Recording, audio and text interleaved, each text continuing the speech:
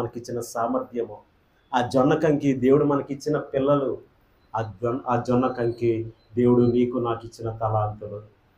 వాటితో దేవుని వాక్యం చేత నింపబడి మనం వృద్ధిలోనికి వస్తామా?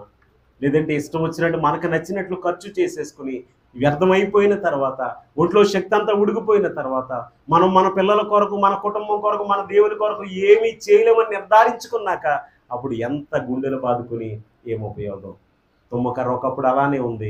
అది తృప్తినివ్వలేని జీవితము, అది నీడనివ్వలేని జీవితము, అది అది అది సంతృప్తి పరచలేని జీవితము, దేనికి పనికిరాని జీవితము. కానీ ఎప్పుడైతే దేవుని మందిరంలోని వాక్యం చేత అది నింపబడిందో, దేవుని వాక్యంలో నుండి కన్నీటి ప్రార్థన చేత అది తడపబడిందో, ఇప్పుడు దేవుని శక్తి చేత అది నింపబడింది. అంతకుముందు తుమ్మకర్ర చెట్టును చూసి దూరంగా జరిగిన వారు ఇప్పుడు తుమ్మ చెట్టు ముందుకు వచ్చి, ఆ మందసం ముందు వచ్చి సాష్టాంగపడి నమస్కారం చేసి వారి అర్పణలు అర్పిస్తూ ఉన్నారు.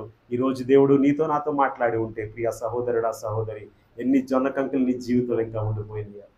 ఇంతకాలం ఎన్ని అవకాశాలు నువ్వు వేస్ట్ చేసేసేవో, ఇంతకాలం ఇంకా నువ్వు ఉపయోగించుకోలేని జొన్న కంకులు దేవుడు నీకు ఎన్ని ఇచ్చాడో, ఎన్ని వాగ్దానాలు ఇచ్చాడో, ఎన్ని అవకాశాలు ఇచ్చాడో, ఎంత సమయం ఇచ్చాడో, ఒంట్లో ఎంత ఆరోగ్యం ఇచ్చాడో, ఎంత బలం ఇచ్చాడో, ఎంత సంపాదన ఇచ్చాడో, ఎంత చక్కని శ్రేష్టమైన నీకు ఇచ్చాడో, ఒకానొక దినమున దేవుడు నిన్ను నన్ను లెక్కడు. ప్రార్థన చేయాల్సిన సమయం మనం ప్రార్థన చేద్దాం. Thanks for watching.